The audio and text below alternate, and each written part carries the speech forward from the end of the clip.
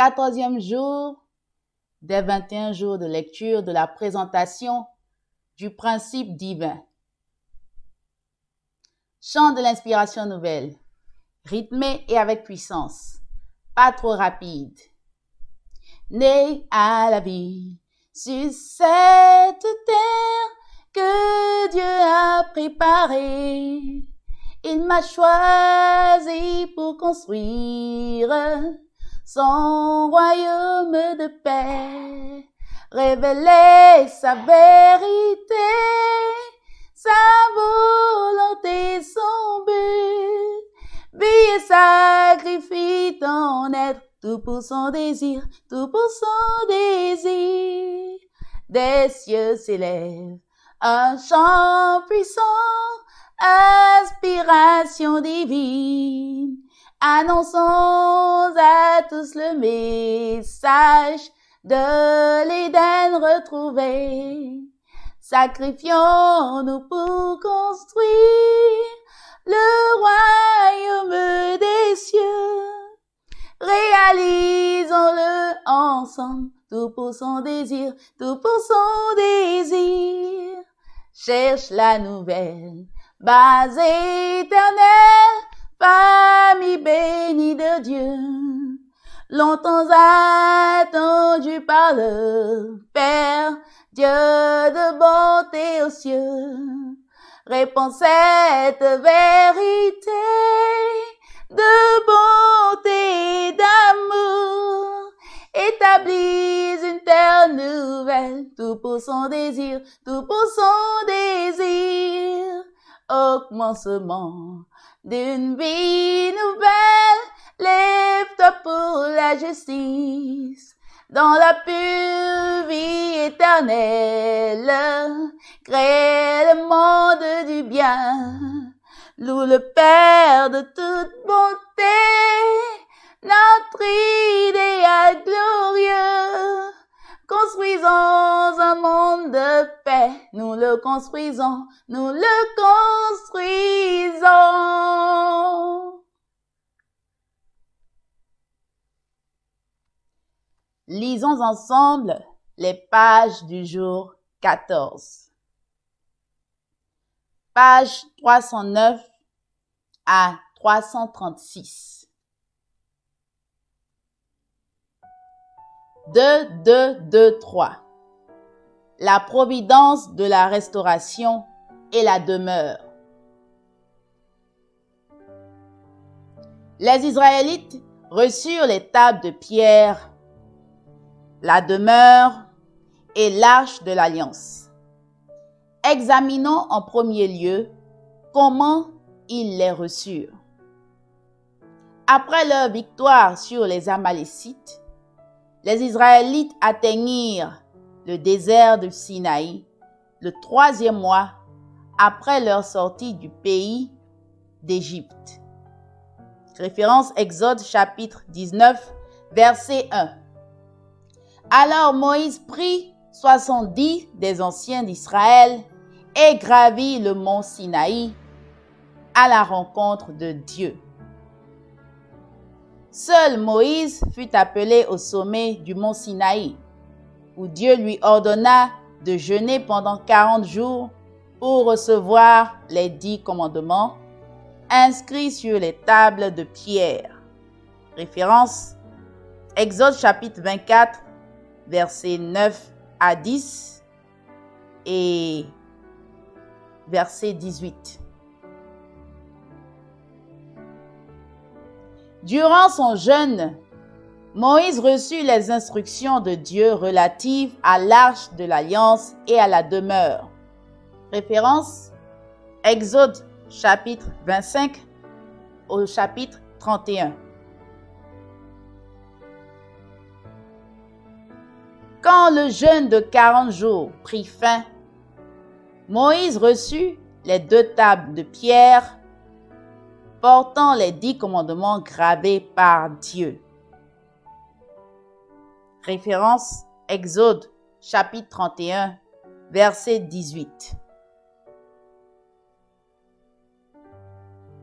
Quand Moïse revint du mont Sinaï avec les 2 tables de pierre et se présenta aux Israélites, il les trouva en adoration devant un veau d'or. Durant l'absence de Moïse, ils avaient poussé Aaron à le faire, et lorsqu'il l'eut fabriqué, ils proclamèrent que c'était là le Dieu qui les avait fait sortir d'Égypte. Moïse s'enflamma de colère en voyant cela. Il jeta les tables et les brisa au pied de la montagne. Référence Exode chapitre 32, versets 1 à 19. Dieu apparut à nouveau à Moïse et lui demanda de tailler 2 tables de pierre semblables aux premières, promettant d'y écrire les paroles inscrites sur les premières tables.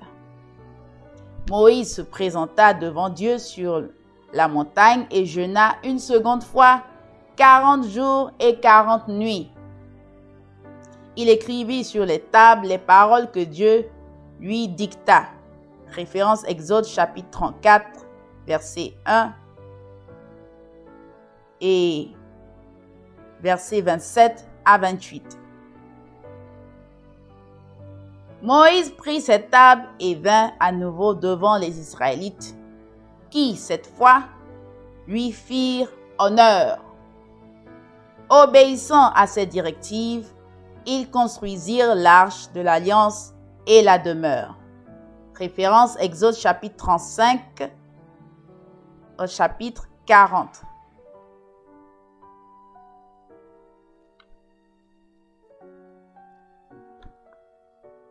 Deux, 3, 1. La signification et le but des tables de pierre, de la demeure et de l'arche de l'alliance. Que signifiaient les tables de pierre? Quand Moïse reçut les tables de pierre où étaient gravées les paroles de Dieu, cela signifiait la fin de l'ère providentielle du fondement pour la restauration, durant laquelle les êtres humains déchus n'avaient pu aller à Dieu que par l'intermédiaire d'offrandes, et le début de l'ère providentielle de la restauration, durant laquelle ils pouvaient entrer en relation avec Dieu par la parole révélée. On a déjà expliqué que si Adam et Ève, créés par la parole, étaient devenus parfaits, ils en seraient devenus les incarnations. Au lieu de cela, ils chutèrent et perdirent la parole. Moïse reçut les 2 tables de pierre où étaient gravées les paroles de Dieu au terme d'une période de 40 jours de séparation d'avec Satan.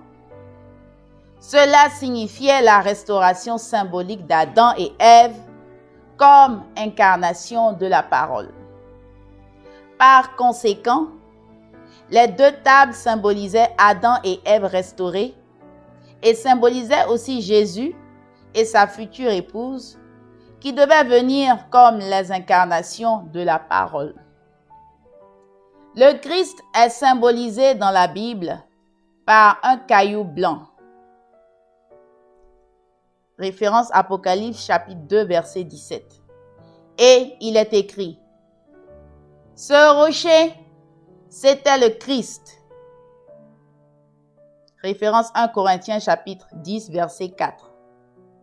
Comme symbole de Jésus et de son épouse présumée, les tables de pierre symbolisaient aussi le ciel et la terre. Ensuite, que symbolisait la demeure? Jésus compara son corps au temple de Jérusalem. Jean chapitre 2 verset 19 à 21. Nous qui croyons en lui sommes appelés temple de Dieu. Référence 1 Corinthiens chapitre 3 verset 16. Le temple était donc une représentation de Jésus en image.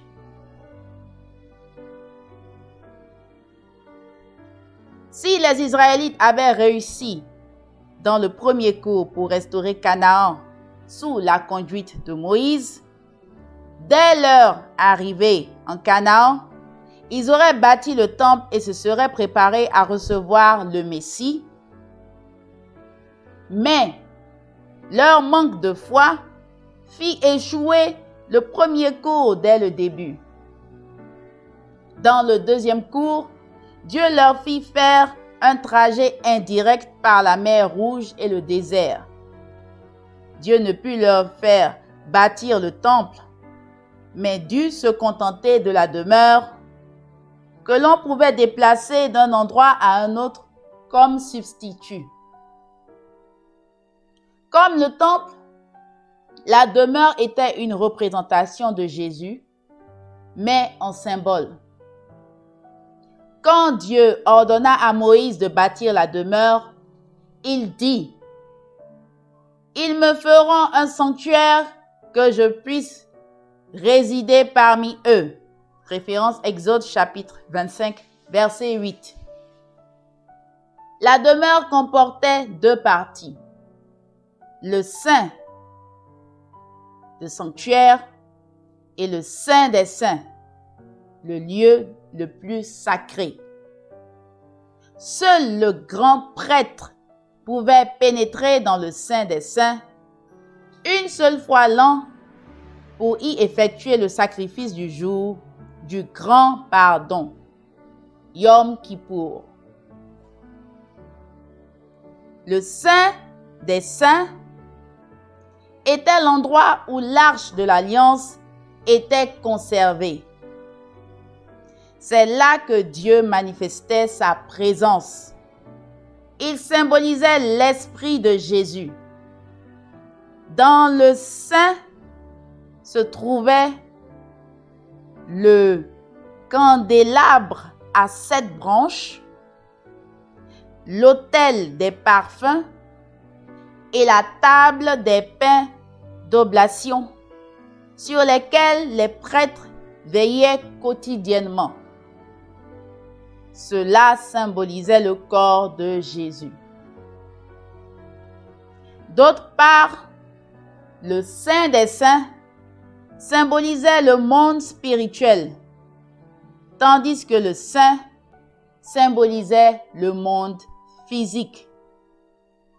Quand Jésus fut crucifié, le voile du sanctuaire, séparant le Saint du Saint des Saints, se déchira en deux, du haut en bas. Référence Matthieu chapitre 27, verset 51. Cela voulait dire que la crucifixion posait le fondement pour le salut spirituel et permettait la communication entre l'esprit et le corps, ou le ciel et la terre. Que symbolisait l'arche de l'alliance? Installée dans le Saint des Saints, l'arche contenait les témoignages de l'alliance avec Dieu. Elle contenait les 2 tables de pierre qui symbolisaient Jésus et son épouse présumée, ainsi que le ciel et la terre. Elle contenait aussi la manne, l'aliment de base des Israélites pendant leur traversée du désert, qui symbolisait le corps de Jésus. La manne était placée dans une urne d'or qui symbolisait la gloire de Dieu. L'arche de l'alliance contenait aussi le bâton d'Aaron, qui avait bourgeonné et fleuri, montrant ainsi la présence de Dieu. Référence Nombre chapitre 17 verset 23 et Hébreux chapitre 9 verset 3 à 4. L'arche représentait donc l'univers ainsi que la demeure en miniature. Le propitiatoire était placé au-dessus de l'arche de l'alliance. 2 chérubins d'or repoussés étaient placés à ses 2 extrémités, le protégeant de leurs ailes déployées. Dieu promit qu'il apparaîtrait personnellement au-dessus du propitiatoire, dans l'espace compris entre les deux chérubins, et que de là, il donnerait tous ses ordres pour les Israélites. Référence Exode chapitre 25, versets 17 à 22. Cela annonçait qu'à l'époque où Jésus et son épouse, symbolisés par les tables de pierre, viendraient laver les êtres humains de leurs péchés, Dieu apparaîtrait au-dessus du propitiatoire. Il ouvrirait une voie entre les chérubins qui gardaient le chemin de l'arbre de vie dans le jardin d'Éden. Référence Genèse chapitre 3 verset 24. Tous seraient alors en mesure de venir devant Jésus, l'arbre de vie, pour recevoir la parole de Dieu dans sa plénitude. À quelle fin Dieu donna-t-il les tables de pierre, la demeure et l'arche de l'alliance? Quand les Israélites s'élancèrent dans le désert, après avoir accompli leur période de 400 ans d'indemnité, survenue à cause de l'échec d'Abraham dans l'offrande, Dieu accabla les Égyptiens de signes et de plaies et fit périr par noyade une armée de soldats égyptiens qui voulaient poursuivre les Israélites lorsqu'ils traversaient la mer Rouge. Les Israélites ne pouvaient retourner en Égypte. Non seulement Dieu le leur interdisait, mais ils étaient devenus les ennemis jurés des Égyptiens. Ils n'avaient d'autre choix que d'aller au bout de leur expédition vers Canaan.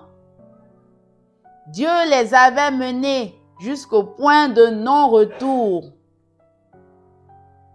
Toutefois, les Israélites tombèrent à maintes reprises dans l'incrédulité au cours de leur périple.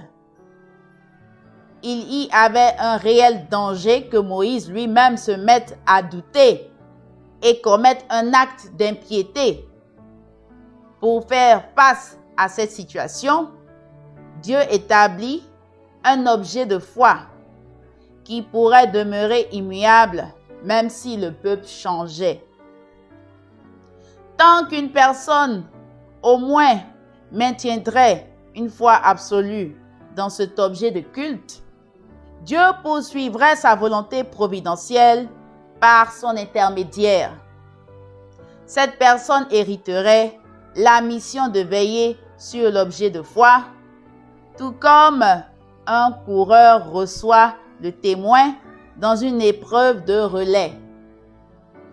La demeure comprenant l'arche de l'alliance avec ses tables de pierre était cet objet de foi. Puisque la demeure était la représentation du Messie, la construction de la demeure par les Israélites signifiait que le Messie était déjà venu symboliquement. Les Israélites devaient révérer et honorer la demeure comme si elle était le Messie et retourner vers la terre bénie de Canaan sous la conduite de Moïse. Ainsi, ils établiraient le fondement de substance au niveau national. Même si tous les Israélites devaient tomber dans l'impiété en cours de route, tant que Moïse continuait à honorer la demeure, le peuple serait alors en mesure d'indemniser son manque de foi et de se restaurer sur la base du fondement intact de Moïse. En outre, si la foi de Moïse lui-même venait à chanceler, tant qu'un seul Israélite honorerait la demeure en lieu et place de Moïse, Dieu œuvrerait par l'intermédiaire de cette personne pour restaurer le peuple tout entier. Si les Israélites, se fiant à Moïse, étaient entrés en Canaan dans le premier cours au niveau national, la famille de Moïse aurait joué le rôle de la demeure et Moïse lui-même aurait rempli les rôles qui furent assumés par les tables de pierre et l'arche de l'Alliance. La famille de Moïse aurait apporté la loi céleste. Les Israélites auraient alors bâti le temple sur la terre de Canaan sans avoir besoin de la demeure avec l'arche et les tables. Ceux-ci ne furent accordés pour procurer le salut qu'une fois le peuple devenu incrédule. La demeure, représentation symbolique de Jésus et de son épouse, n'était nécessaire que jusqu'à la construction du temple. Représentation de type image de Jésus et de son épouse, le temple n'était nécessaire que jusqu'à la venue du Messie qui incarnerait le temple. 2:2:2:3:2 Le fondement pour la demeure. Tout comme on doit établir un fondement avant de pouvoir recevoir le Messie, un fondement devait être posé avant que les Israélites ne puissent bâtir et honorer la demeure, représentation symbolique du Messie. Faut-il le préciser? L'établissement du fondement pour la demeure passait par l'établissement des fondements de foi et de substance. Examinons comment les Israélites devaient poser ces deux fondements sous la conduite de Moïse. Moïse devait suivre les instructions de Dieu et établir le fondement de foi pour la demeure en jeûnant et priant pendant 40 jours, période pour se séparer de Satan.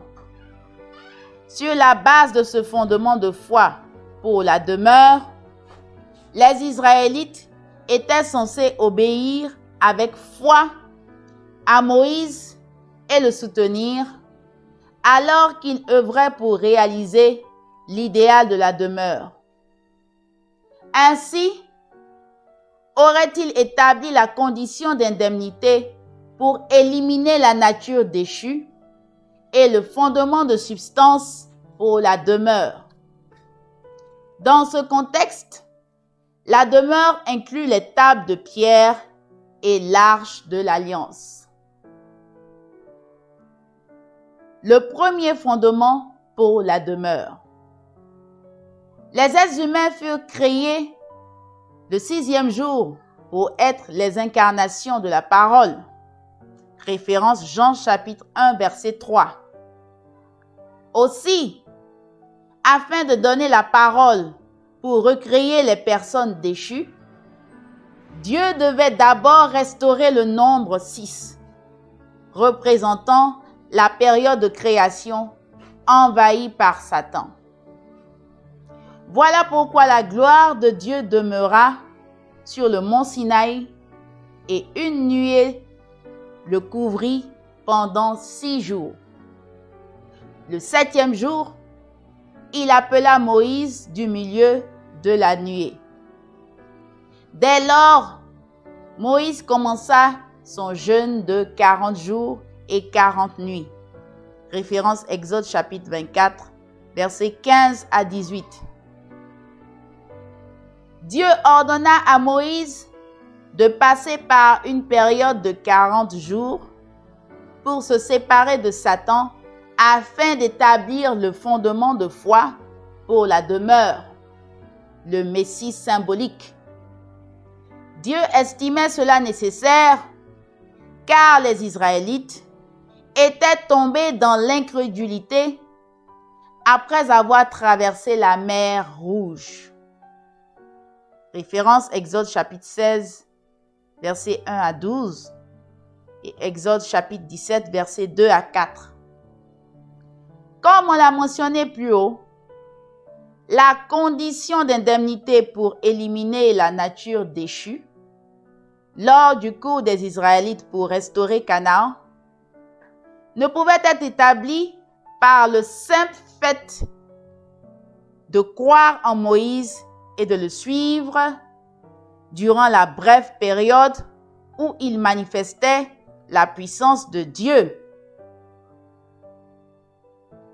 L'établissement de cette condition demandait plutôt que le peuple gardât cette foi et cette obéissance jusqu'à l'entrée en Canaan, l'édification du temple et l'accueil du Messie.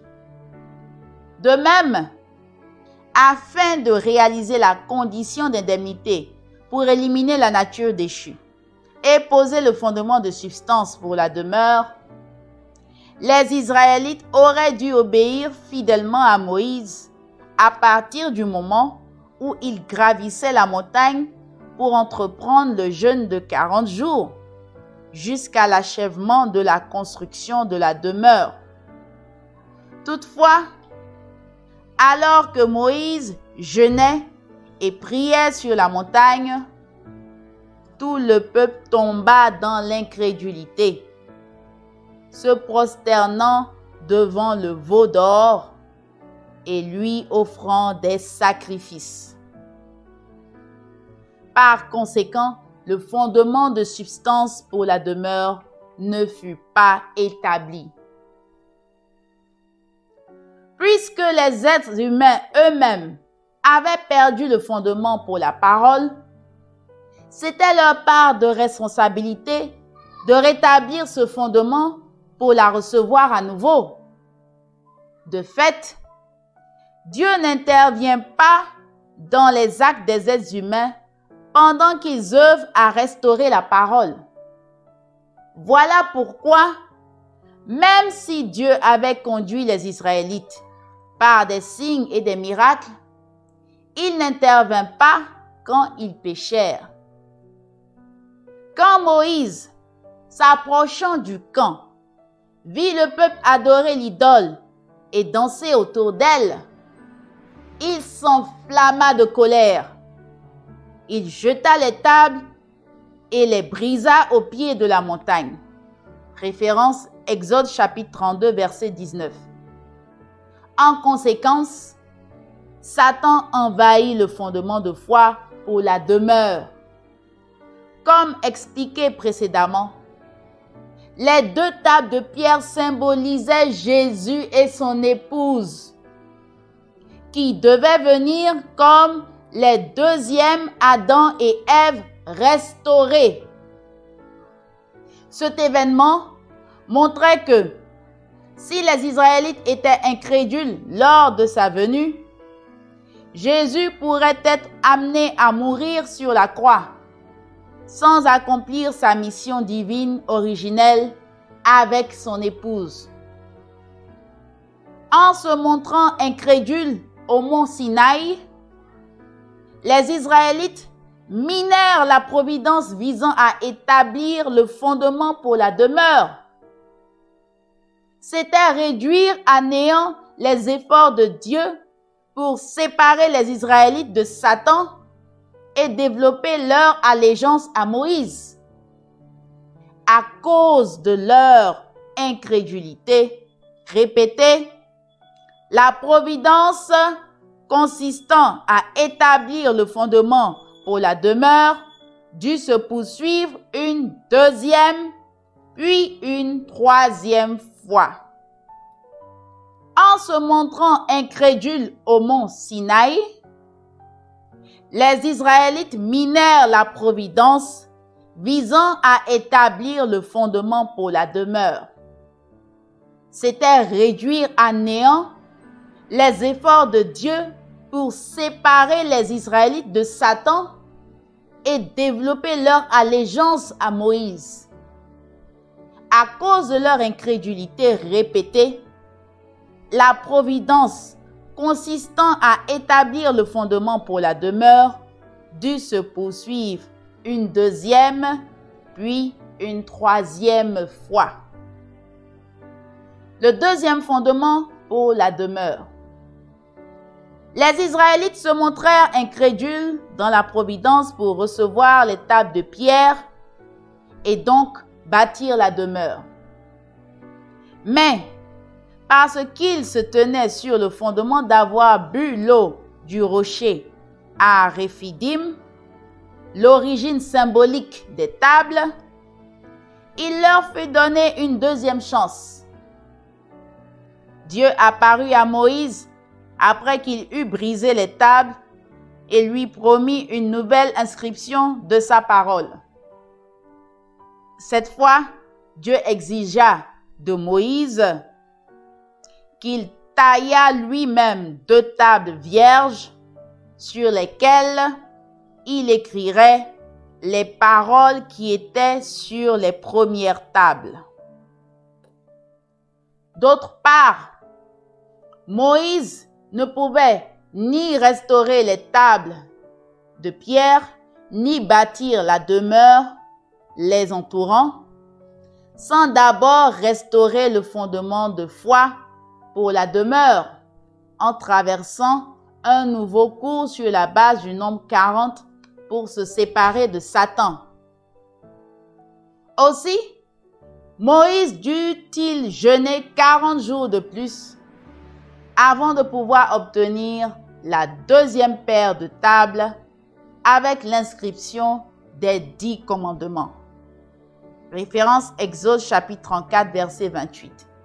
Et établir la demeure comme l'objet de foi. Cette fois, les Israélites attendirent fidèlement le retour de Moïse.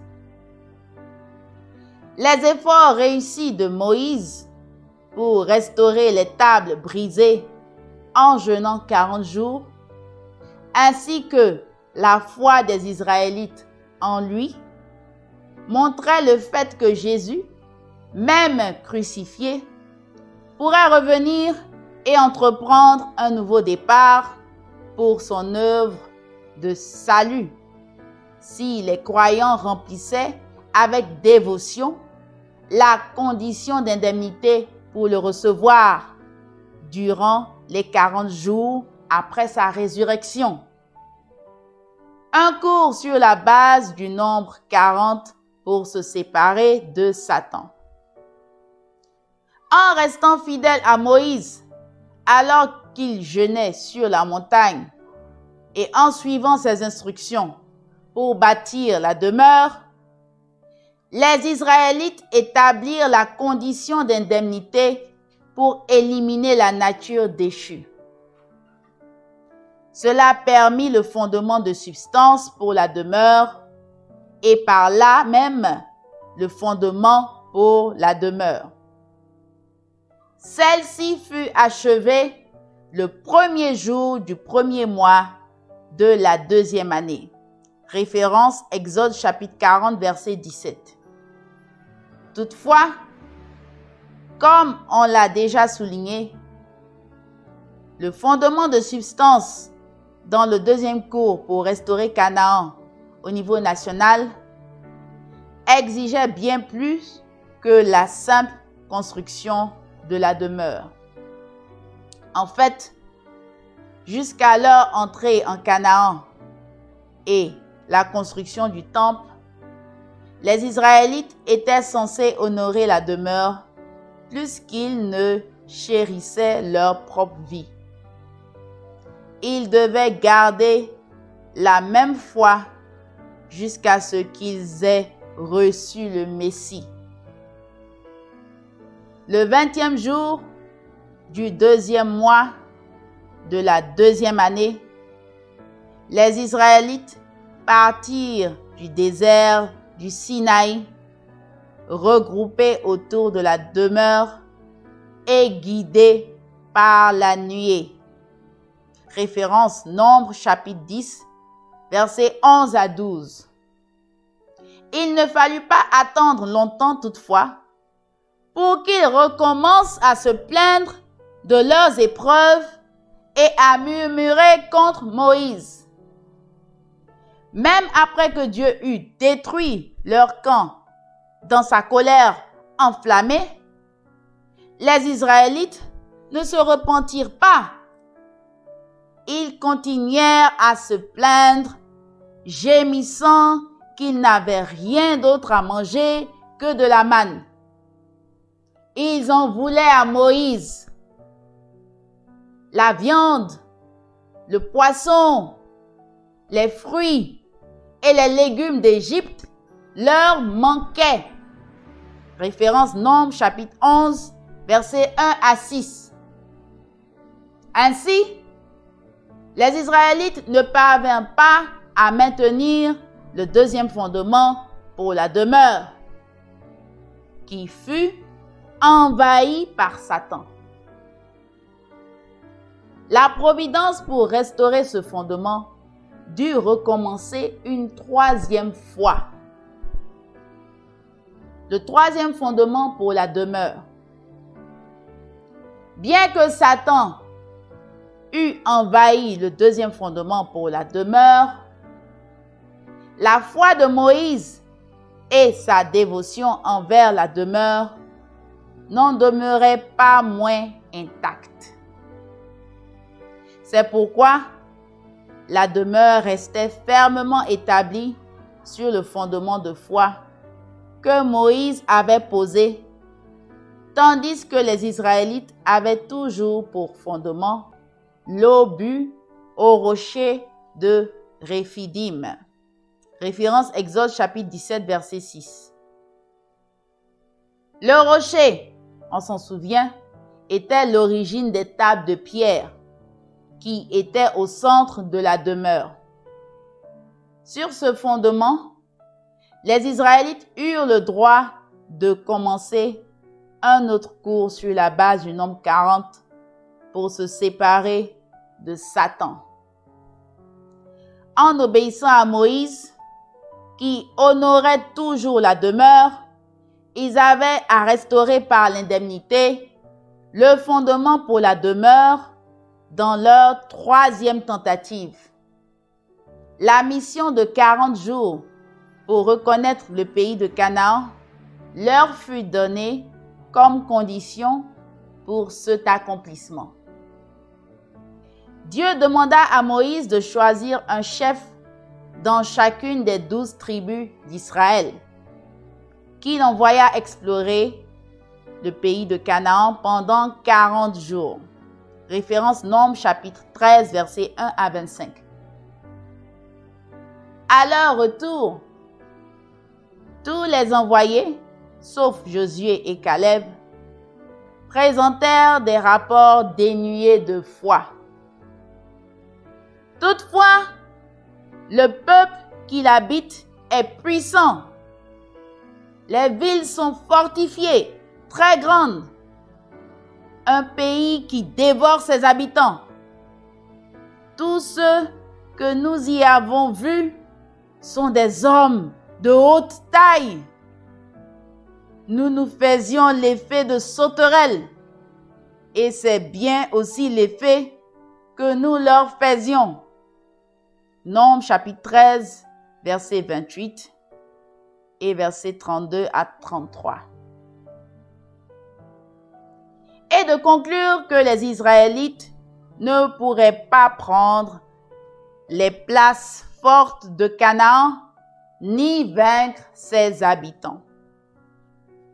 En entendant ce rapport, les Israélites murmurèrent à nouveau contre Moïse. Ils réclamèrent un autre chef qui les ramènerait en Égypte.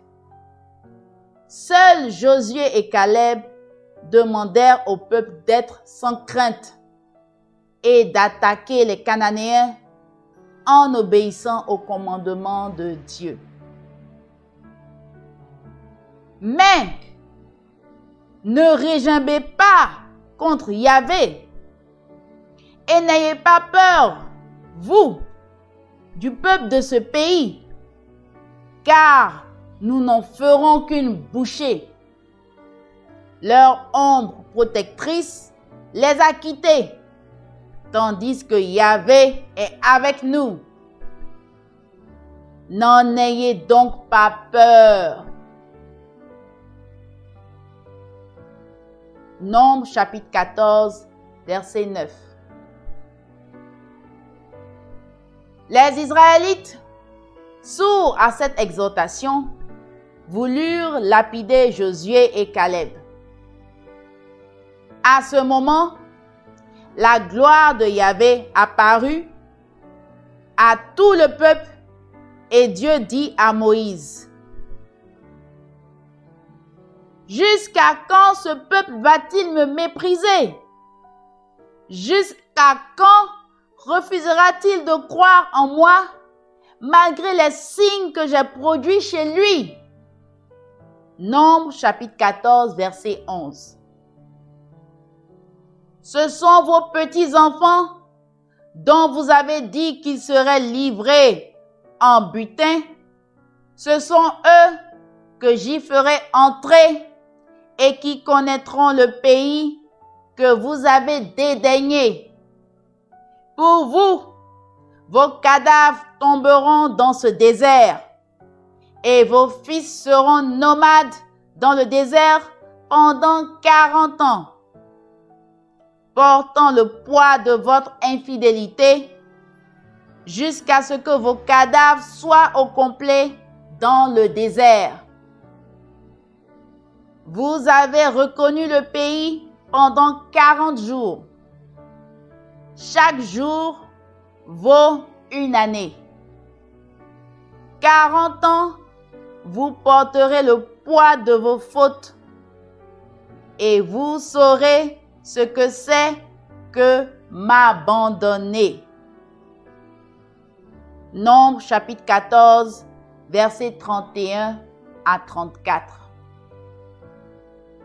Conséquence de leur incrédulité, le troisième fondement pour la demeure s'acheva sur un échec. Leur cours de 21 mois dans le désert fut prolongé à 40 ans.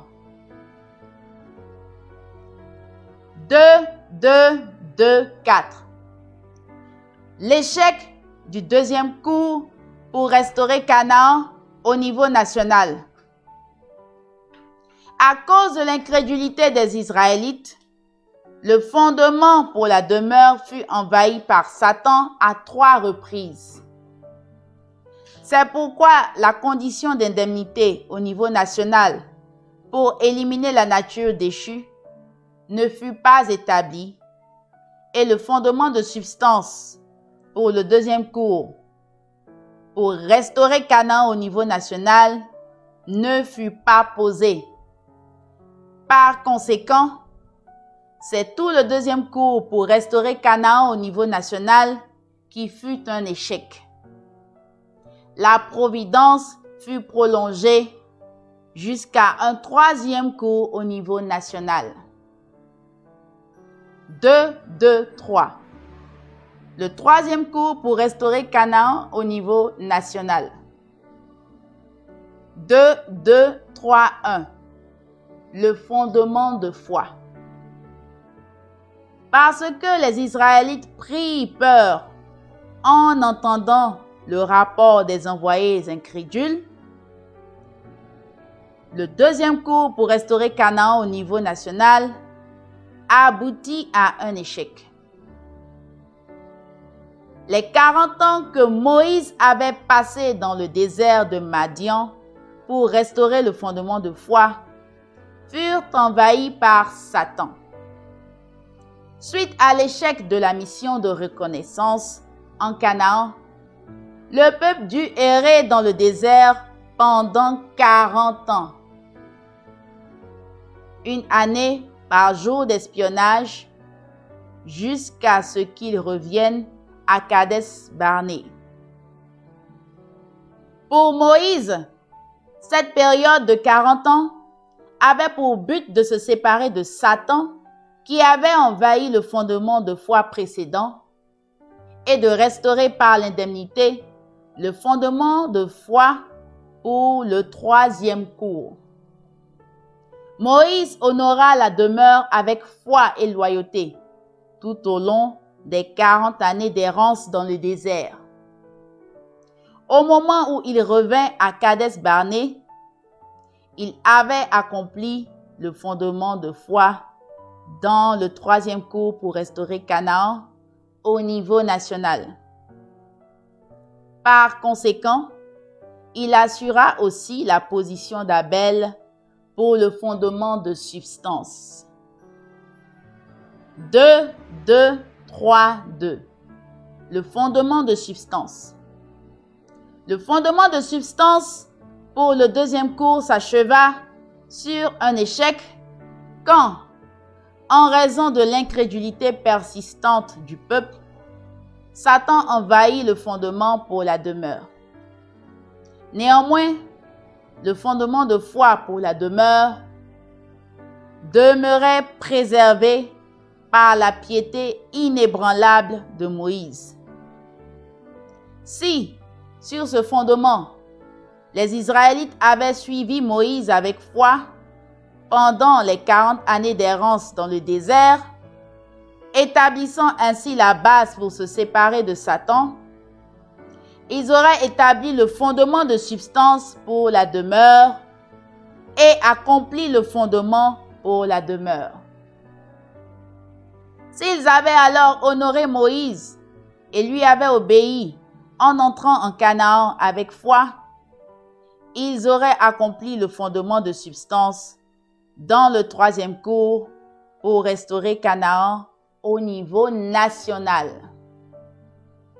Pour Moïse, les 40 ans d'errance dans le désert étaient la période requise afin d'établir le fondement de foi pour le troisième cours au niveau national. Pour les Israélites, le but de cette période était d'établir la condition préalable au troisième cours.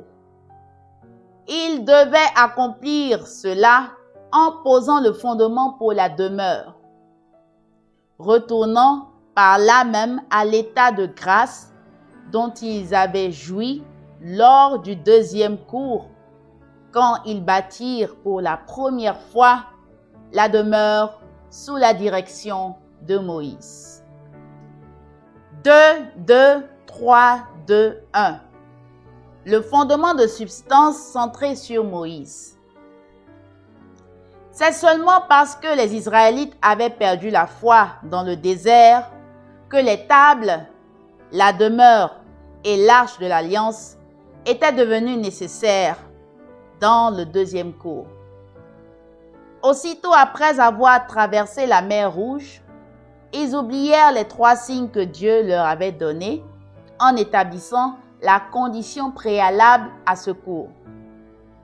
Pour restaurer cela par l'indemnité, Dieu testa le peuple au cours d'une période de 40 jours, pendant que Moïse était sur la montagne. Puis, il lui donna 3 manifestations de la grâce divine: les tables de pierre, l'arche de l'alliance et la demeure. En outre, Dieu lui avait octroyé le don des 10 plaies qui devaient restaurer les 10 fois où Laban avait trompé Jacob à Haran.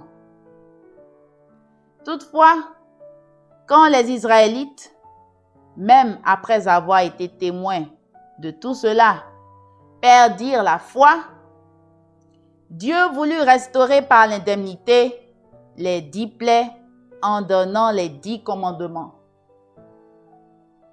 Si les Israélites avaient renouvelé leur foi en honorant les 3 manifestations de la grâce divine et en obéissant aux 10 commandements, ils seraient revenus à l'état de grâce dont ils avaient joui lorsqu'ils étaient sortis d'Égypte par le pouvoir de ces miracles. Par conséquent, dans le troisième cours, les Israélites auraient dû accomplir la période d'indemnité de 40 ans en suivant Moïse dans le désert avec foi et obéissance.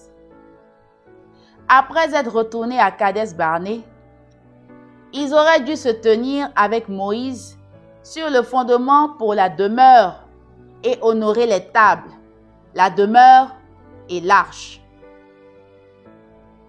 S'ils avaient fait cela, ils se seraient tenus dans la position qu'ils avaient eue après l'établissement de la condition préalable au deuxième cours, quand Dieu frappa les Égyptiens avec les 3 signes et les 10 plaies. Les tables étaient une représentation miniature de l'arche. L'arche était une représentation miniature de la demeure.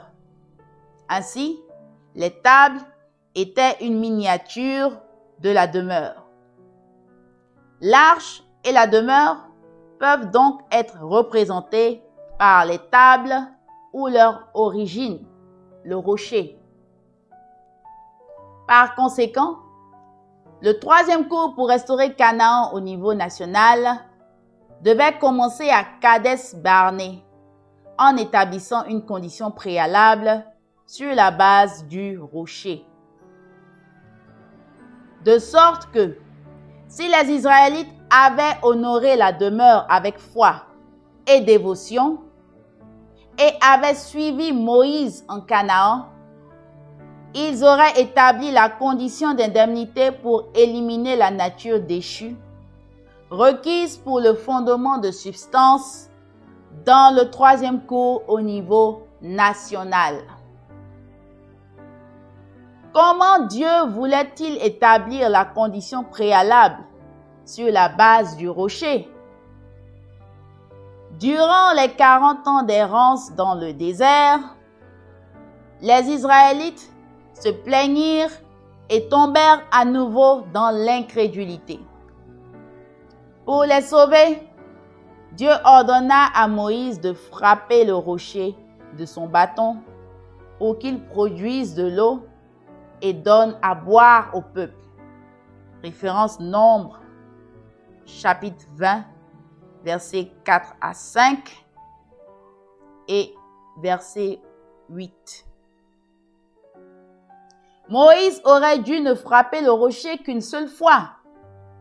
Saisis de crainte, les Israélites auraient dû s'unir à lui, se tenant alors à ses côtés sur le fondement pour la demeure. De cette façon, ils auraient établi la condition préalable sur la base du rocher.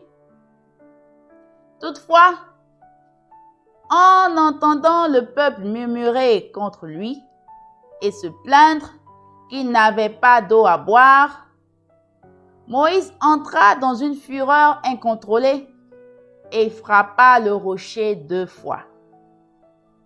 Dieu dit alors à Moïse et à Aaron: « Puisque vous ne m'avez pas cru capable de me sanctifier aux yeux des Israélites, vous ne ferez pas entrer cette assemblée dans le pays que je lui donne. » Nombre, chapitre 20, verset 12.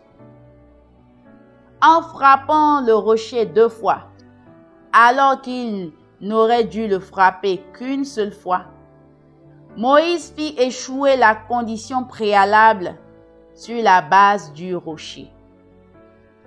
En conséquence, il ne lui fut pas permis d'entrer dans la terre promise. Il lui fut seulement permis de la regarder de loin à la fin de sa vie.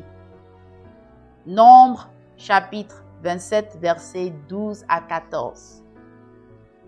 Étudions pourquoi Moïse aurait dû ne frapper le rocher qu'une seule fois et pourquoi c'était un tel péché de le frapper 2 fois. Le rocher est un symbole de Jésus. 1 Corinthiens chapitre 10, verset 4 et Apocalypse chapitre 2, verset 17. Puisque le Christ est venu comme l'arbre de vie, référence Apocalypse chapitre 22, verset 14, le rocher peut être aussi perçu comme l'arbre de vie. Cet arbre est également un symbole d'Adam devenu parfait dans le jardin d'Éden. Ainsi, le rocher symbolisait Adam dans sa perfection. Dans le jardin d'Éden, Adam aurait dû mûrir pour atteindre l'idéal représenté par le rocher. Mais quand Satan le frappa et l'amena à chuter, Adam ne put devenir ni l'arbre de vie, ni le rocher qui aurait donné à ses descendants l'eau de la vie éternelle.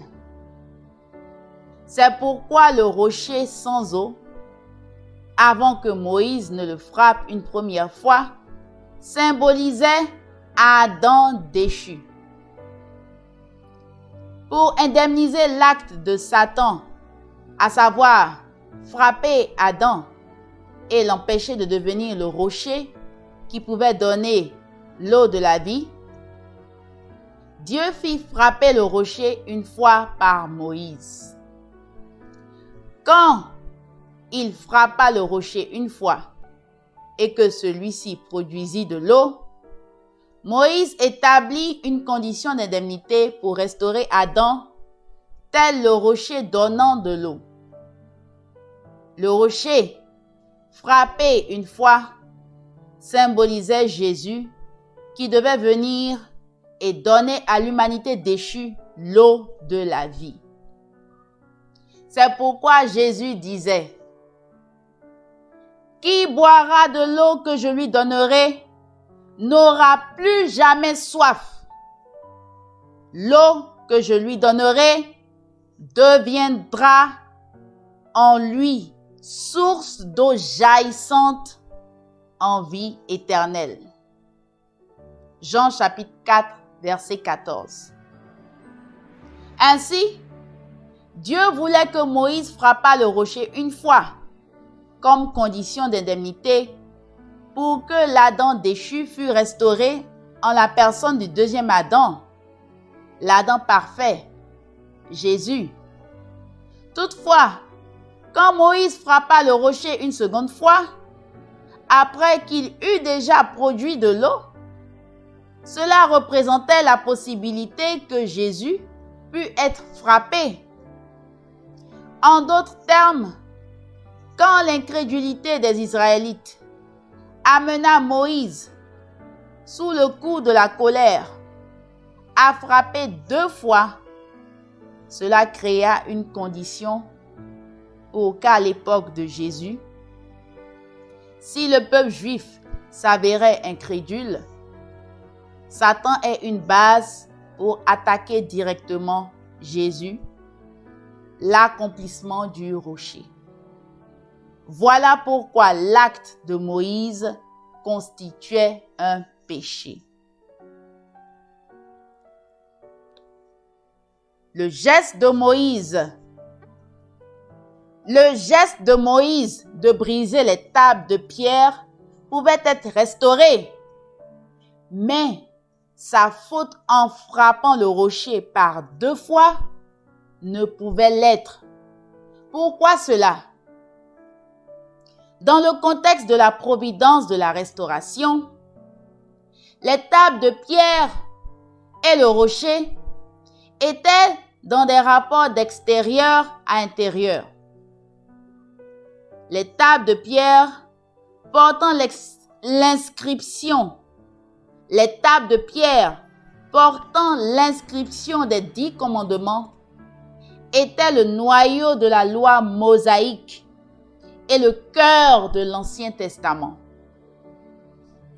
Les Israélites pouvaient recevoir le salut promis dans l'ère de l'Ancien Testament en observant les idéaux exprimés par les tables. En ce sens, les tables de pierre étaient, par avance, une représentation extérieure de Jésus.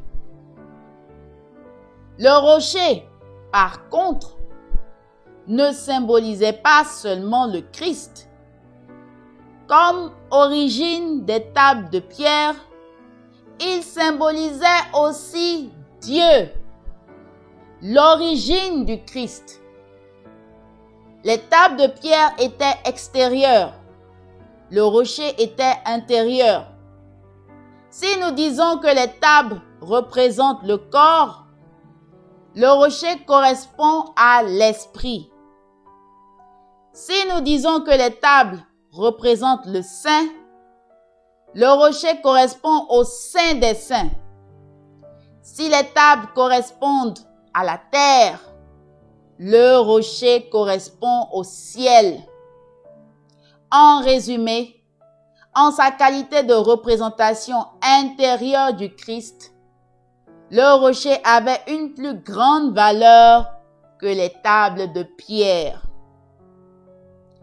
Représentation extérieure de Jésus, les tables de pierre symbolisaient aussi Aaron, qui était également une représentation extérieure de Jésus, dans la mesure où il parlait pour Moïse, le représentant de Dieu.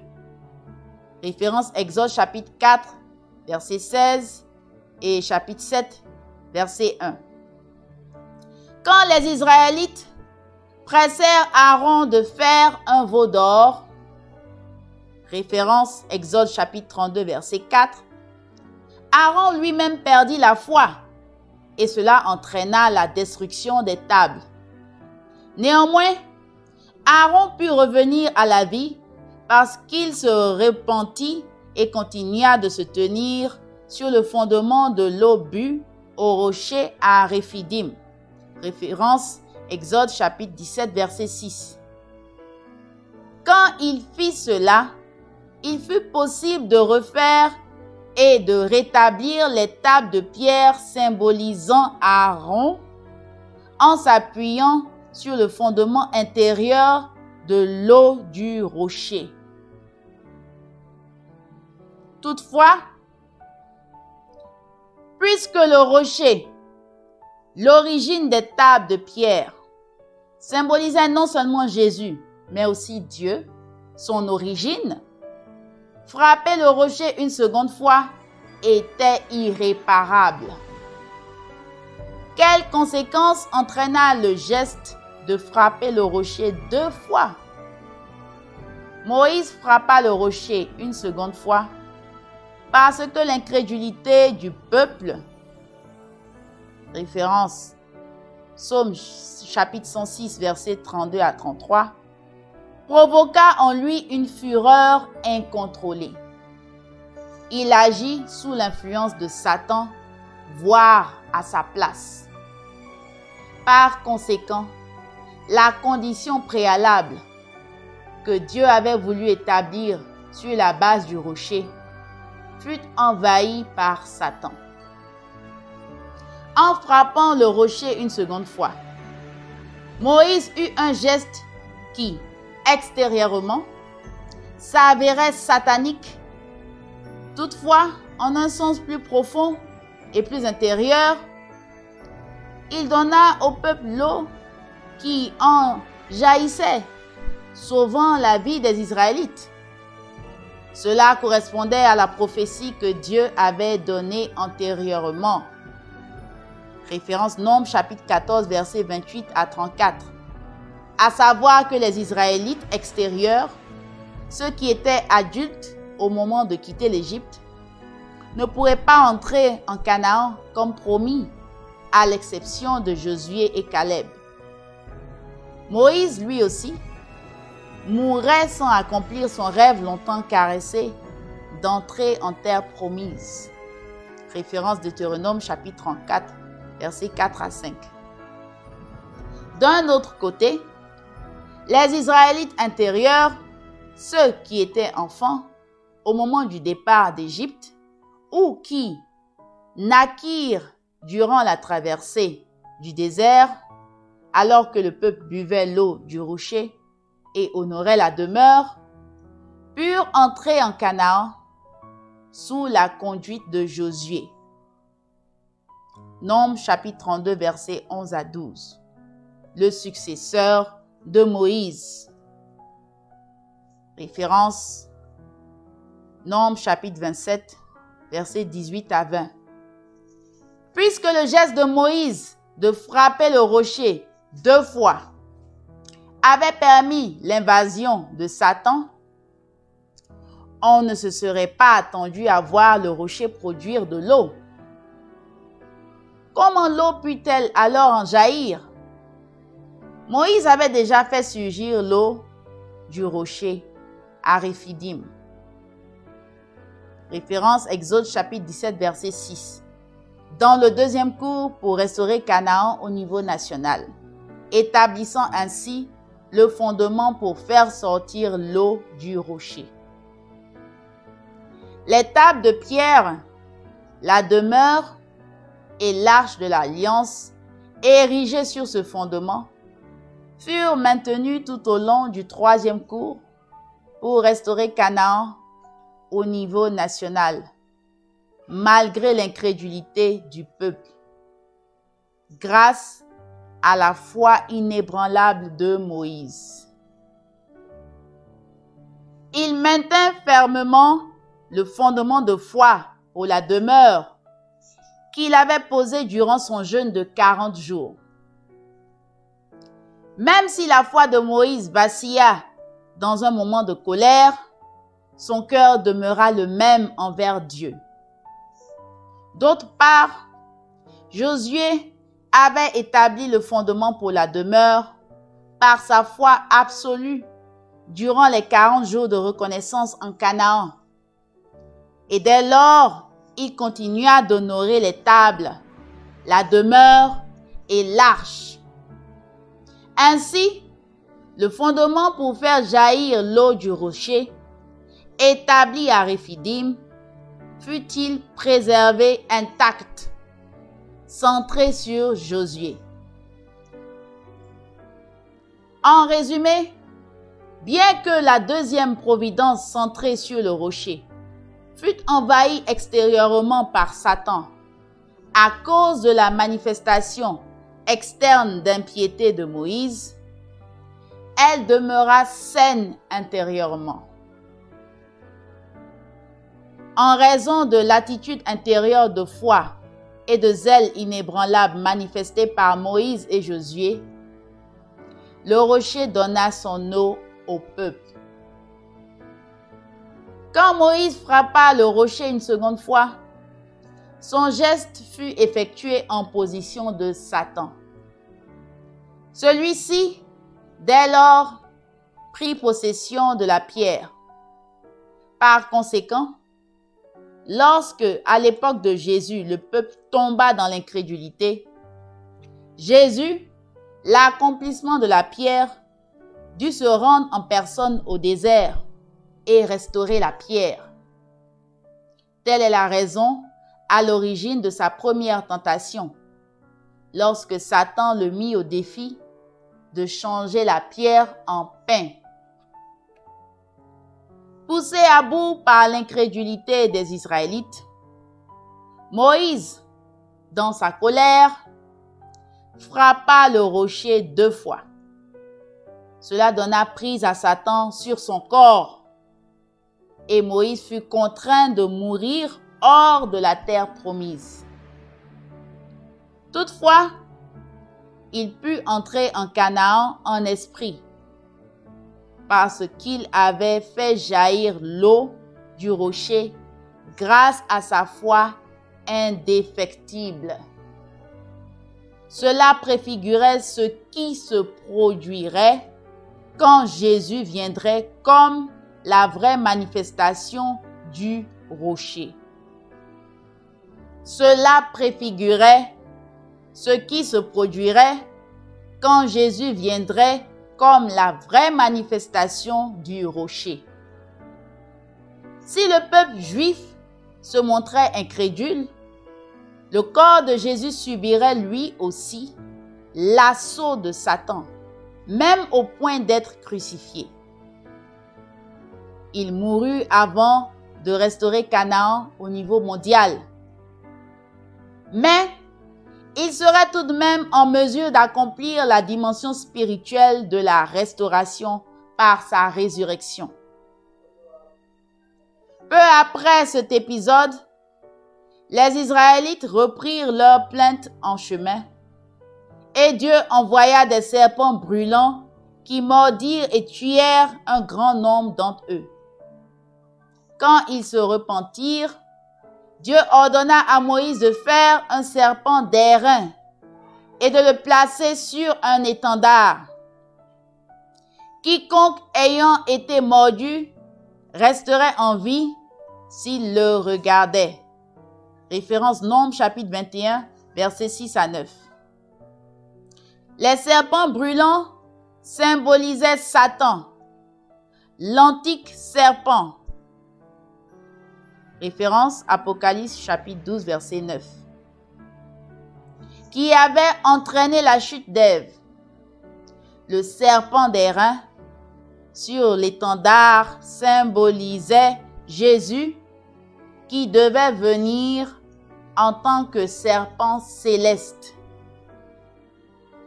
Cela indiquait ce qui pourrait bien se produire à l'époque de Jésus, qui déclara lui-même: comme Moïse éleva le serpent dans le désert, ainsi faut-il que soit élevé le Fils de l'homme.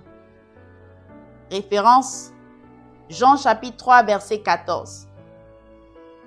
Même si Dieu abandonna les Israélites au serpent satanique quand ils devinrent incrédules, il leur sauva la vie avec le serpent d'airain quand ils se repentirent et renouvelèrent leur foi. De même, à l'époque de Jésus, si les personnes en venaient à perdre la foi, Dieu ne pourrait empêcher qu'elles soient vulnérables à l'attaque de Satan. Et Jésus devrait être cloué sur la croix en tant que serpent céleste pour sauver toute l'humanité.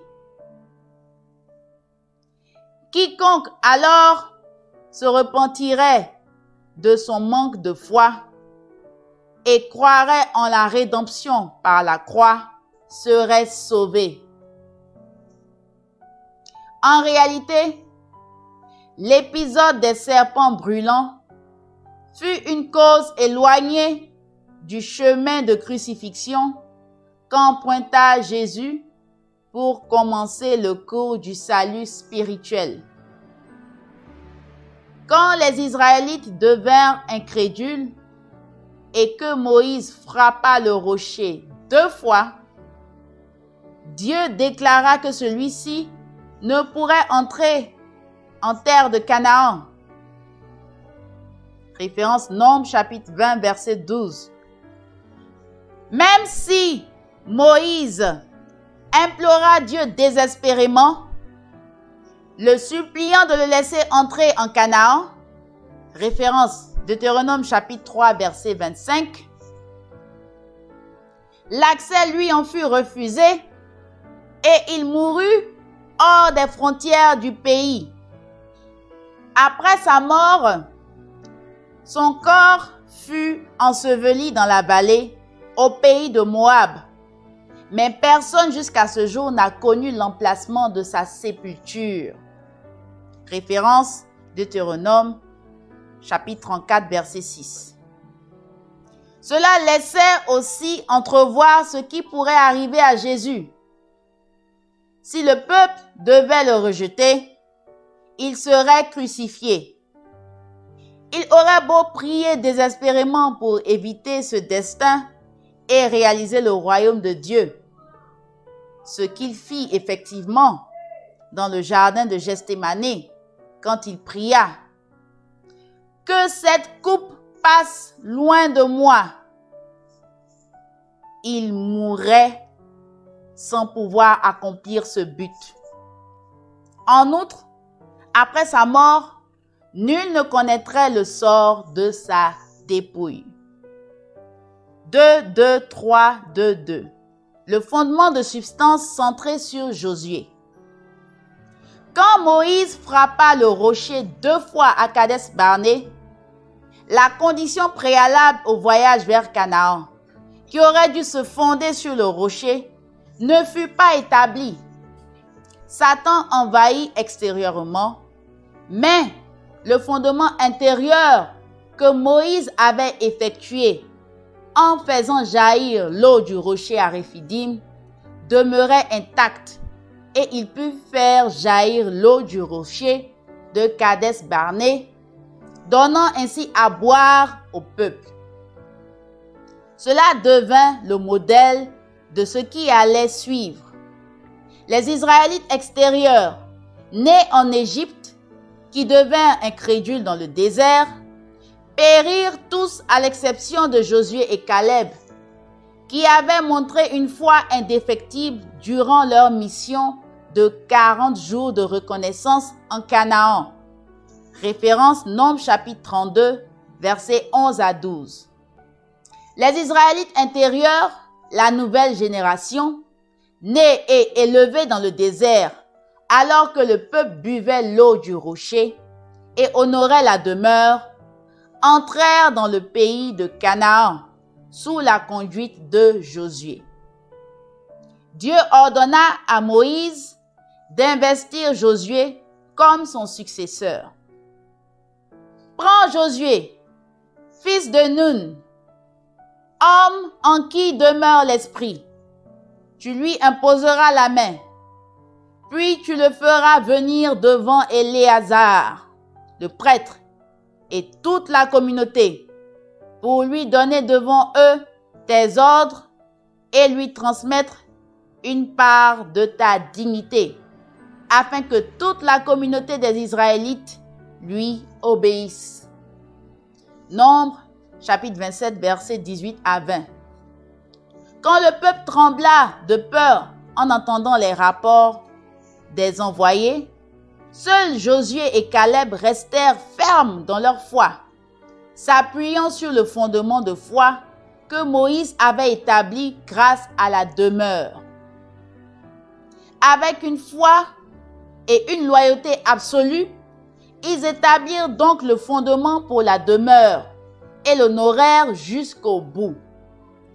Lorsque la foi de Moïse chancela ultérieurement, les tables de pierre, l'arche et la demeure demeurèrent toutes intactes sur la base du fondement pour la demeure que Josué avait posé. C'est pourquoi Dieu œuvra à établir la condition préalable pour un nouveau cours, cette fois sur la base de l'eau du rocher, en choisissant Josué à la place de Moïse et en amenant les Israélites intérieurs à lui obéir et se tenir à ses côtés sur le fondement pour la demeure. Sur cette base, ils devaient entrer en Canaan et y établir la condition d'indemnité au niveau national pour éliminer la nature déchue. Ainsi, Dieu voulait établir le fondement de substance avec Josué pour centre dans le troisième cours au niveau national. Référence Deutéronome chapitre 3 verset 28. Quand Moïse eut traversé victorieusement la période de 40 ans dans le désert de Madian, Dieu lui apparut et lui ordonna de guider les Israélites vers le pays de Canaan, ruisselant de lait et de miel. Référence Exode chapitre 3 versets 8 à 10.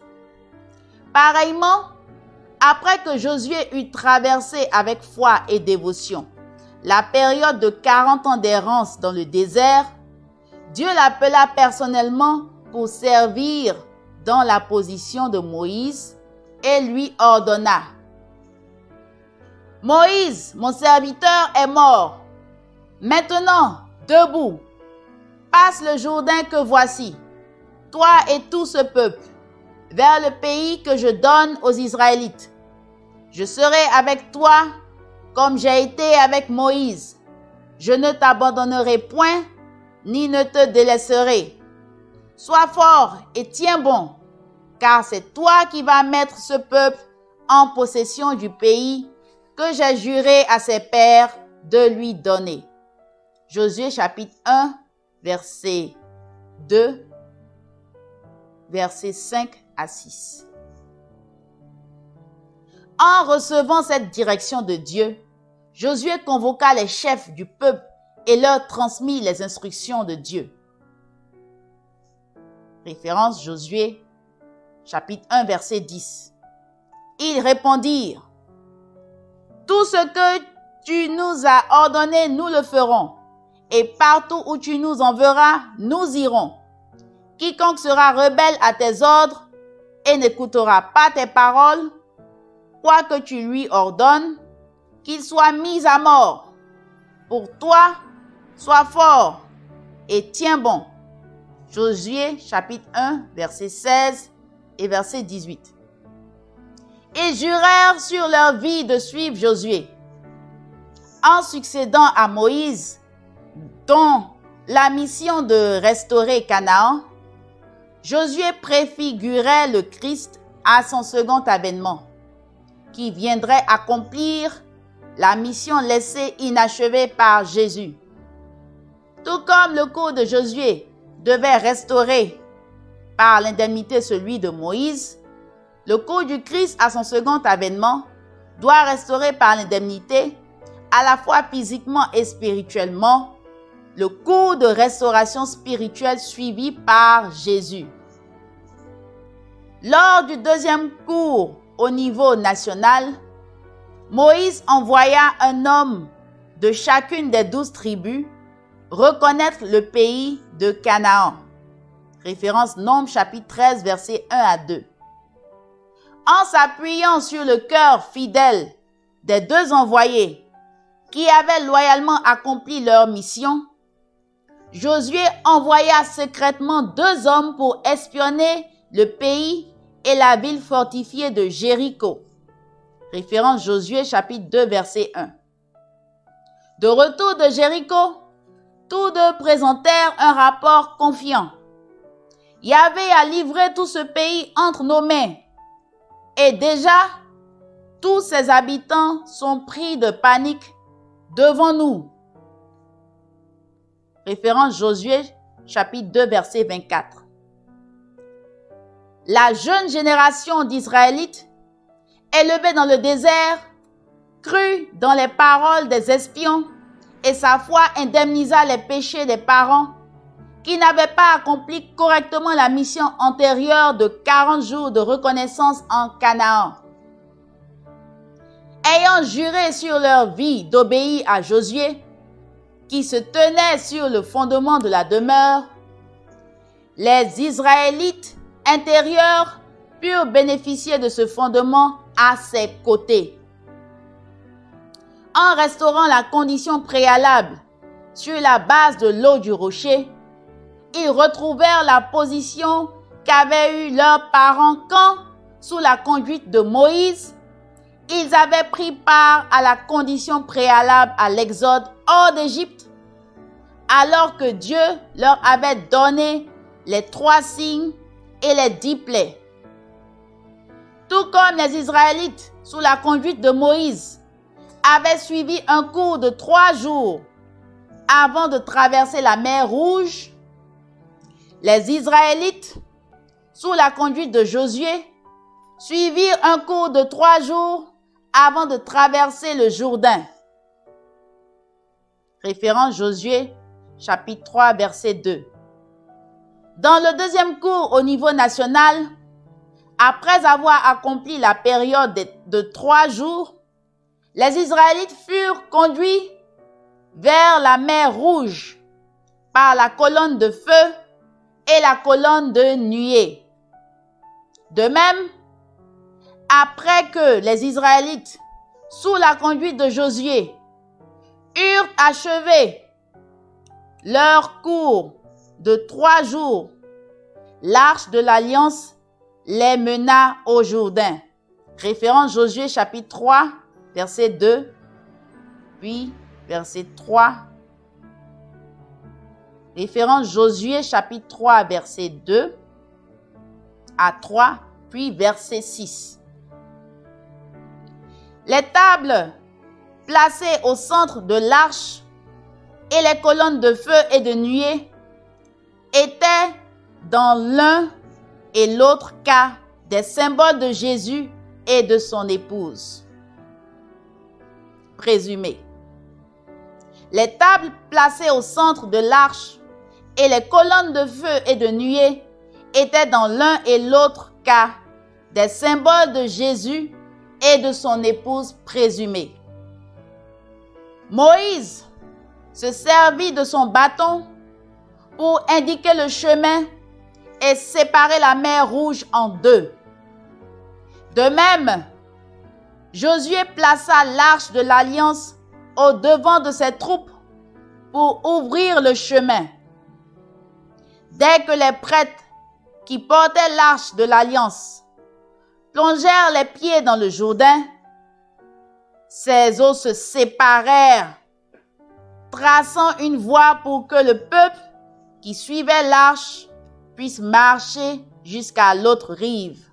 Référence Josué chapitre 3, versets 16 à 17. Le bâton de Moïse symbolisait Jésus. De même, l'arche contenant les tables de pierre, la manne et le rameau d'Aaron symbolisaient Jésus et son épouse. Ainsi, la séparation des eaux du Jourdain devant l'arche qui permit aux Israélites d'entrer sans encombre en Canaan préfigurait ce qui devait se produire en présence de Jésus et de son épouse. L'humanité déchue, symbolisée par l'eau, référence Apocalypse chapitre 17, verset 15, serait divisée entre justes et impies qui affronteraient le jugement. Tous les croyants fidèles accompliraient alors la restauration de Canaan au niveau mondial. Au moment d'atteindre le Jourdain, Dieu s'adressa en ces termes à Josué. « Choisissez-vous 12 hommes parmi le peuple, un homme par tribu, et donnez-leur cet ordre. Enlevez d'ici, du milieu du Jourdain, là où se sont posés les pieds des prêtres, 12 pierres que vous ferez traverser avec vous et déposerez au bivouac où vous passerez la nuit. » Josué chapitre 4, versets 2 à 3. Ainsi fit le peuple. Ce fut le 10 du premier mois que le peuple remonta du Jourdain et campa à Gilgal, à la limite est de Jéricho. Quant à ces 12 pierres qu'on avait prises dans le Jourdain, Josué les érigea à Gilgal. Josué chapitre 4, versets 19 à 20. Que présageait donc cela? Comme on l'a dit antérieurement, la pierre symbolisait Jésus. Par conséquent, quand les 12 hommes représentant les 12 tribus portèrent chacun une pierre prise dans le lit du Jourdain, après que les eaux aient été séparées par l'arche, cela préfigurait ce que les 12 disciples de Jésus, représentant les 12 tribus, devraient faire à sa venue. L'honorer sur les lieux mêmes où il jugerait le monde déchu par sa parole pour y séparer le bien du mal. Après qu'ils aient pris les 12 pierres et les aient disposées à Gilgal, en territoire cananéen, Josué déclara: afin que tous les peuples de la terre sachent comme est puissant la main de Yahvé, et afin qu'ils craignent Yahvé votre Dieu toujours. Référence Josué chapitre 4, verset 24. Cela indiquait que les disciples de Jésus devaient complètement s'unir par le cœur avec lui. C'est seulement ainsi qu'ils pourraient accomplir la restauration de Canaan au niveau mondial, de sorte que tous les peuples de la terre puissent louer éternellement la puissance de Dieu. Tout comme Jacob avait coutume de bâtir un autel de pierre partout où ils passaient, les représentants des 12 tribus, descendants des 12 fils de Jacob, rassemblèrent les 12 pierres et bâtirent un autel en louange à Dieu. Ils devaient, en définitive, construire le temple. Cela montrait que les 12 disciples de Jésus devraient s'unir et honorer Jésus comme le temple. Pour cette raison, alors que ses disciples n'étaient pas unis, Jésus déclara: « Détruisez ce sanctuaire et en 3 jours, je le relèverai. » Référence Jean chapitre 2, verset 19. De fait, les 12 disciples ne parvinrent pas à s'unir entre eux. Et l'un d'eux, Judas Iscariote, vendit même Jésus à ses ennemis. C'est seulement après avoir subi la crucifixion et être ressuscité 3 jours plus tard que Jésus fut en mesure de rassembler ses disciples dispersés. Ils se mirent alors à honorer Jésus ressuscité en tant que temple spirituel. C'est seulement à son second avènement que ses disciples seront capables de le servir comme un temple vivant. Quand les Israélites quittèrent l'Égypte et se mirent en route vers Canaan, ils observèrent la fête des Azim à partir du 14e jour du premier mois. Référence Exode chapitre 12, versets 17 à 18. De même, pendant qu'ils campaient à Gilgal, les Israélites, sous la conduite de Josué, célébrèrent la Pâque le 14e jour du mois. Puis ils se mirent en route vers la ville de Jéricho. Quand ils commencèrent à vivre du produit de la terre, Dieu cessa de leur donner la manne qu'il avait accordée pendant 40 ans. Dorénavant, il leur fallait assurer leur subsistance avec leur propre sueur. En outre, jusqu'à ce qu'ils aient renversé toutes les villes sataniques qui pouvaient rester, ils durent lutter de toutes leurs forces pour accomplir leurs responsabilités. Alors qu'ils approchaient de Jéricho, se conformant à l'ordre de Dieu, les Israélites placèrent 40 000 soldats à l'avant tandis que 7 prêtres soufflaient dans 7 trompes en cornes de bélier tout en suivant les soldats. Derrière venait l'arche de l'alliance portée par les prêtres lévites et le reste de l'armée israélite formait la marche. Les Israélites marchèrent dans cet ordre autour de la ville fortifiée, une fois par jour, 6 jours durant, mais cela demeura sans effet sur la ville. Avec patience et obéissance, le peuple restaurait ainsi par l'indemnité la période de 6 jours de la création qui avait été envahie par Satan. Après avoir enduré cette situation avec loyauté pendant 6 jours, le 7e jour, les 7 prêtres firent le tour de la ville 7 fois, soufflant dans les 7 trompes, et Josué dit au peuple: « Poussez le cri de guerre, car Yahvé vous a livré la ville. » Référence Josué chapitre 6, verset 16.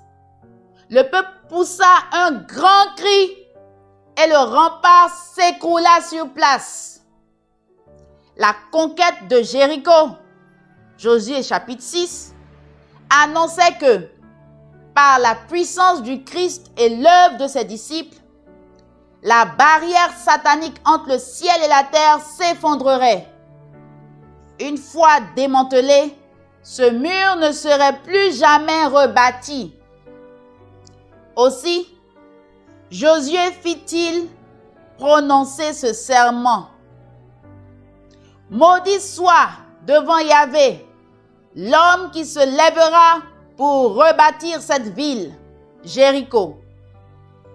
il la fondera sur son aîné et en posera les portes sur son cadet. Josué chapitre 6, verset 26. Josué lança alors des attaques sur l'ennemi avec une force inégalable. Il bâtit au total 31 rois. Référence Josué chapitre 12, verset 9 à 24. Cela indiquait que le Christ viendrait comme le roi des rois pour établir le royaume de Dieu unifié sur la terre, en amenant tous les rois païens à une totale soumission et en gagnant le cœur de leur peuple. 2-2-3-3, le fondement pour le Messie. Nous avons appris que les Israélites échouèrent dans le deuxième cours pour restaurer Canaan au niveau national, en ne parvenant pas à remplir correctement leur mission de reconnaissance du pays pendant 40 jours. Une condition pour se séparer de Satan. Afin de payer une indemnité pour cet échec, durant le troisième cours au niveau national, ils errèrent dans le désert pendant 40 ans. Durant cette période, Moïse établit le fondement de foi pour le troisième cours, les Israélites se tenant sur le fondement pour la demeure. Mais Satan envahit ces deux fondements à cause de l'incrédulité du peuple et par la faute de Moïse qui frappa 2 fois le rocher. Par conséquent, l'ancienne génération d'Israélites, sauf Josué et Caleb, périt dans le désert. Josué et Caleb s'étaient fidèlement acquittés de la mission de 40 jours de reconnaissance en Canaan, en se tenant sur le fondement de foi pour le deuxième cours et le fondement de foi pour la demeure que Moïse avait posé. Ils établirent ainsi le fondement pour la demeure. La jeune génération d'Israélites traversa le Jourdain en portant l'arche de l'alliance avec une foi très forte sous la conduite de Josué qui avait succédé à Moïse. Puis, ayant détruit la ville fortifiée de Jéricho, ils entrèrent en Canaan, la terre promise. Forts de cette victoire, ils posèrent le fondement de substance dans le troisième cours au niveau national et établirent le fondement pour le Messie dans ce cours, bien qu'étant un peuple sans souveraineté. Le fondement familial pour le Messie avait été accompli du temps d'Abraham. Ses descendants traversèrent un cours d'indemnité de 400 ans comme esclaves en Égypte avant de pouvoir entrer en Canaan et y accomplir le fondement national pour le Messie. Cela exigeait bien plus qu'entrer en Canaan et le conquérir. Comme on l'a exposé en détail auparavant, les personnes déchues avaient déjà fondé de puissantes nations comme l'Égypte, menées par des dirigeants sataniques opposés à la providence de la restauration. Voilà pourquoi, bien que le fondement national pour le Messie ait été établi sous la direction de Josué, il allait être nécessaire de bâtir un royaume souverain à partir duquel le Messie pourrait se mesurer aux nations sataniques du monde. Mais une fois entrés en Canaan, les jeunes générations d'Israélites devinrent à leur tour incrédules. Dès lors, la providence fut de nouveau prolongée et dut subir de nombreux revers jusqu'à l'époque de Jésus. 2-3. Quelques leçons tirées du cours de Moïse. Tout au long de l'histoire, les personnes de foi ont lu le récit biblique sur Moïse en n'y voyant qu'une chronique de sa vie et de l'histoire d'Israël. Nul n'a vraiment compris que Dieu voulait livrer par ce récit certains secrets de la providence de la restauration. Jésus l'a seulement laissé entendre par ses propos. Le Fils ne peut rien faire de lui-même qu'il ne le voit faire au Père. Ce que fait celui-ci, le Fils le fait pareillement. Référence Jean chapitre 5 verset 19. Il expira sans avoir divulgué la vraie signification du cours de Moïse. Référence Jean chapitre 16 verset 12. Dans ces pages, nous avons révélé comment Moïse a suivi le cours modèle ou cours type de la providence de la restauration. En comparant cette section à la prochaine, les lecteurs comprendront plus clairement comment, par le cours de Moïse, Dieu a annoncé le chemin que suivrait Jésus. D'ailleurs, rien qu'en étudiant la seule providence centrée sur Moïse, nous ne pouvons échapper à cette conclusion. Dieu existe et il a dirigé l'histoire vers la réalisation d'un but unique et absolu. Le cours de Moïse illustre également le fait que le bilan réel de la vie d'une personne dépend de son succès ou de son échec à accomplir sa part de responsabilité, quel que soit le dessein préalable de Dieu pour elle. La volonté prédéterminée de Dieu ne peut s'accomplir avec la personne investie de cette mission si elle ne remplit pas sa part de responsabilité.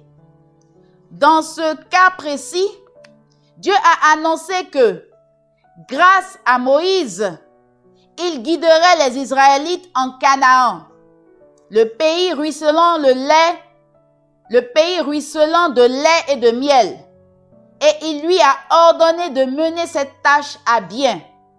Néanmoins, quand Moïse et son peuple n'ont pas accompli leur responsabilité, de la première génération, seuls Josué et Caleb sont entrés en Canaan. Les autres ont péri dans le désert.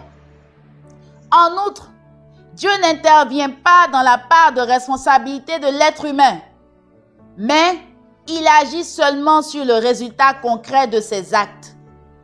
Même si Dieu guida les Israélites avec des signes et des miracles étonnants, il n'intervint pas dans leurs actes quand ils adorèrent le veau d'or, alors que Moïse s'était éloigné sur la montagne. Il n'intervint pas pour retenir Moïse de frapper le rocher une seconde fois. De tels actes étaient du ressort de leur responsabilité que seuls pouvaient remplir.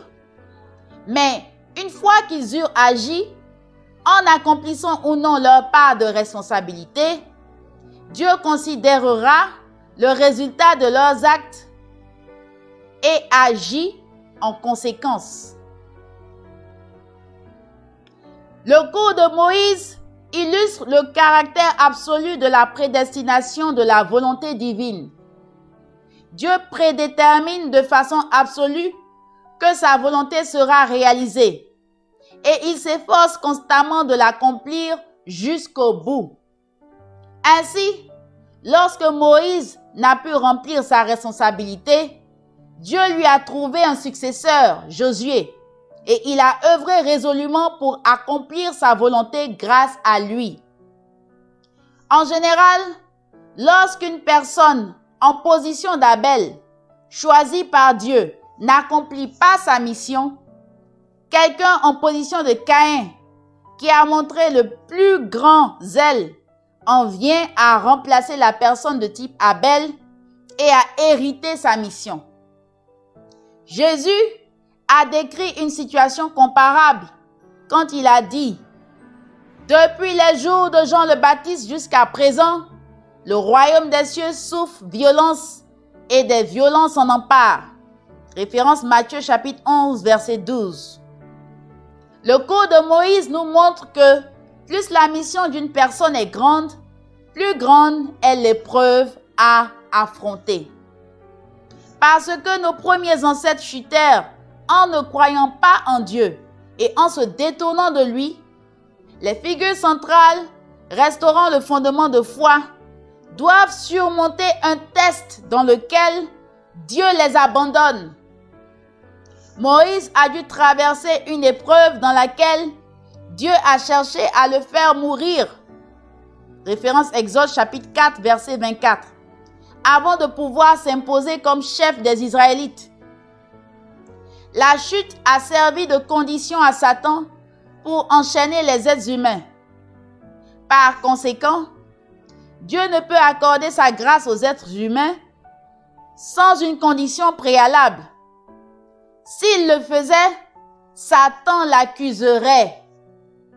Aussi, quand Dieu est sur le point de donner sa grâce, il met la personne à l'épreuve, soit avant, soit après la grâce, pour empêcher l'accusation de Satan. Le cours de Moïse en est l'illustration. Dieu accorda à Moïse la grâce de commencer le premier cours pour quitter l'Égypte, seulement après qu'il eut réussi la condition que constituait sa vie pendant 40 ans dans le palais du Pharaon. Dieu accorda à Moïse la grâce de commencer le deuxième cours pour quitter l'Égypte seulement après qu'il eut surmonté l'épreuve de sa vie pendant 40 ans dans le désert à Madian. Exode chapitre 4, versets 19 à 20. Ce n'est qu'après le test où Dieu voulut faire mourir Moïse, Exode chapitre 4, verset 24, qu'il lui accorda les 3 signes et les 10 plaies. Exode chapitre 4, verset 1 à 9. Exode chapitre 7, verset 8 à 11. C'est seulement après avoir imposé l'épreuve d'un cours de 3 jours, Exode chapitre 10, verset 22, que Dieu lui accorda les colonnes de feu et de nuée. Exode chapitre 13, verset 21. Ce n'est qu'après avoir imposé l'épreuve de traverser la mer Rouge, Exode chapitre 14, verset 21 à 22, que Dieu accorda la grâce de la manne et des cailles. Exode chapitre 16, verset 13. C'est après l'épreuve de la bataille avec les Amalécites, Exode chapitre 17, verset 10, qu'il accorda la grâce des tables de pierre de la demeure et de l'arche de l'alliance. Exode chapitre 31, verset 18. La grâce de l'eau du rocher, Nombre chapitre 20, verset 7 à 11, fut donnée seulement après l'épreuve de 40 ans d'errance dans le désert. Quand Dieu envoya les serpents brûlants, le repentir du peuple fut la condition pour qu'il accorde la grâce du serpent d'airain. Nombre chapitre 21, verset 6 à 9.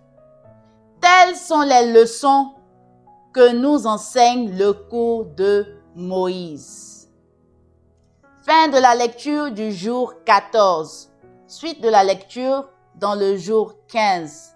Merci d'avoir suivi cette lecture et que Dieu vous bénisse.